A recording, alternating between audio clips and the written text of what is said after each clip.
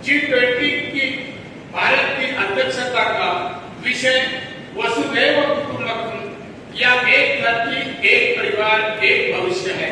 यह साझा समृद्धि से संबंधित भारत के पारंपरिक लोकाचार को लेखांकित करता है। हमारा मानना है कि सहयोग और ज्ञान सभी को सार्वजनिक हित से संबंधित उपलब्धियां प्राप्त करने में आने वाली बाधाओं को दूर करने में सहायता करेगी। यह विचार अवसंरचना विकास के साथ उपयुक्त रूप से जुड़ा हुआ है, क्योंकि यह कई सकारात्मक बाह्यताओं के साथ दीर्घकालिक टिकाऊ आर्थिक विकास के लिए एक मजबूत उत्तेजक है। दुनिया भर की सरकारों को अवसंरचना के गुणक का संज्ञान है। यह साझा राष्ट्रीय बस्तियों के सृजन में सहायता करता है, जिनका लोगों के जीवन की सामाजिक आर्थिक गुणवत्ता के साथ मजबूत अंतर संबंध है। G20 की अध्यक्षता की ओर से मैं 2022 की इंडोनेशिया अध्यक्षता के लिए अपनी प्रशंसा व्यक्त करना चाहता हूँ, जिनसे हम कमांड संभाल रहे हैं। आशा है कि इस अध्यक्षता में हम पिछले अध्यक्षता द्वारा पहले किए गए कार्यों को आगे बढ़ाने और सार्थक रूप से निर्माण करने में सक्षम होंगे। विशेष रूप से वर्तमान में जैसे शहरीकरण 21वीं सदी के सबसे प्रमुख रुझानों में से एक के रूप में उभरा है। और संरचना विकास पर चर्चा बहुत महत्वपूर्ण है। अनुमान बताते हैं कि वर्ष 2045 तक शहरों में रहने वाले लोगों की संख्या 1.5 गुना बढ़ जाएगी। आने वाले 2 दशकों में जैसे जैसे शहरी आबादी बढ़ेगी, शहरों को आनुपातिक रूप से बढ़ती मांग का पूरा करने के लिए तैयार रहना होगा। हालांकि यह अकेले सरकारों द्वारा नहीं किया जा सकता है। ग्लोबल अवसंरचना निवेश को अंतर वर्ष 2040 तक लगभग 15 ट्रिलियन अमेरिकी डॉलर होने का अनुमान है। इस अंतर को कम करने के लिए दोनों सार्वजनिक, निजी क्षेत्र और बहुपक्षीय संस्थाओं के ठोस प्रयास आवश्यक है। मित्रों, आज शहरों में दुनिया की आधी से अधिक आबादी है, जो संसाधनों के उपयोग में महत्वपूर्ण योगदान देती है।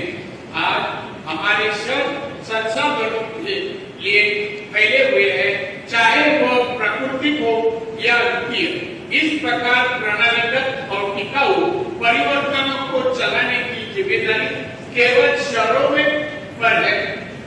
पानी में G20 प्रमुख के शिखर सम्मेलन में भारत प्रधानमंत्री नरेंद्र मोदी ने इस बात पर एक बहुत ही महत्वपूर्ण प्रसंग पर प्रकाश डाला है। कैसे प्राकृतिक संसाधनों पर स्वामित्व की भावना आज संघर्ष का जन्म दे रही है। यह पर्यावरण की दुर्दशा का मुख्य कारण बन रहा है। उन्होंने ग्रह के भविष्य को बचाने के समाधान के रूप में न्यासिका की भावना पर जोर दिया है और इस बात पर प्रकाश डाला कैसे कि LIFE यानी लाइफस्टाइल फॉर एनवायरमेंट भारत या अभियान टिकाऊ जीवन शैली एक जन आंदोलन बनाने की दिशा में एक बड़ा योगदान दे सकते हैं। स्थिरता की दिशा में यह दृष्टिकोण बेहतर तरीके से टिकाऊ और लचीले शहरों की अवधारणा के साथ जुड़ जाएगा। ऐसा कि हम आज यहाँ मिले हैं, मेरा विश्वास है कि G20 और संरचना कार्य समूह उन चुनौतियों पर चर्चा करेंगे कि उपयुक्त मंच है जो शहरों को सामना करना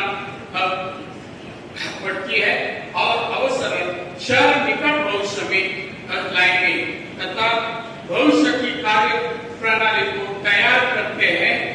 शहरों की और अधिक योग्य बनाना है।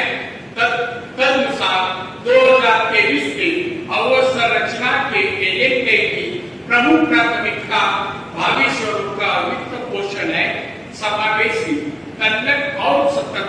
इसमें इसमें भविष्य के लिए शहरी अवसंरचना के साथ शहरों को विकास के आर्थिक केंद्र बनाने के विभिन्न पहलुओं पर चर्चा की जाएगी। यह सिर्फ लक्ष्यों को पूरा करने में शहरों की भूमिका पर चर्चा करेगी। ऊर्जा कुशल और पर्यावरणीय रूप से टिकाऊ अवसंरचना के लिए निजी वित्त पोषण को शुरू करने के लिए राजकोषीय निवेश को निर्देशित करेंगे और सामाजिक असंतुलन को कम करेंगे।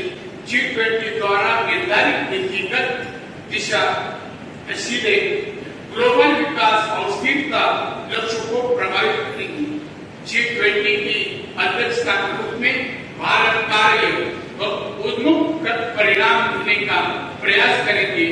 अगले वर्ष भारतीय G20 का अध्यक्षता यह सुनिश्चित करने के लिए काम करेगी कि G20 नए विचारों की कल्पना करेंगे और सामूहिक कार्रवाई में तेजी लाने के लिए ग्लोबल प्रमुख प्रस्ताव के रूप में कार्य करेंगे। जैसे कि G20 मंच पर हम एक साथ आए हैं, हमें यह याद रखना चाहिए कि हम सभी लोग के लिए एक बेहतर दुनिया बनाने की अपनी इच्छा में एकजुट है। आइए हम एक दूसरे के साथ सीखने और सहयोग करने के लिए इस रणनीतिक अवसर को उपयोग करें। आइए हम अपने दुनिया के सामने आने वाली चुनौतियों का समाधान खोजने और सभी के लिए एक उज्जवल भविष्य बनाने का निर्माण करेंगे के लिए मिलकर काम करेंगे। मुझे बताते हुए प्रसन्नता हो रही है कि भारतीय G20 का अध्यक्षता का 2023 अवसंरचना एजेंडा आधुनिक लचीला और समावेशी अवसंरचना के प्रति अपनी प्रतिबद्धता की पुष्टि करता है। मैं 2023 अवसंरचना एजेंडा में निर्धारित विषय ग्लोबल प्राथमिकताओं के साथ मेल खाते हैं और सामूहिक विकास के लिए एक दृष्टिकोण निर्धारित करते हैं। मुझे उम्मीद है कि 2023 के अवसंरचना के एजेंडे से विकसित और विकसित अर्थव्यवस्था को आवश्यकता के अनुरूप में सार्थक प्रणाली होगी। I wish you all a productive and enjoyable stay here in the India. I once again welcome you to India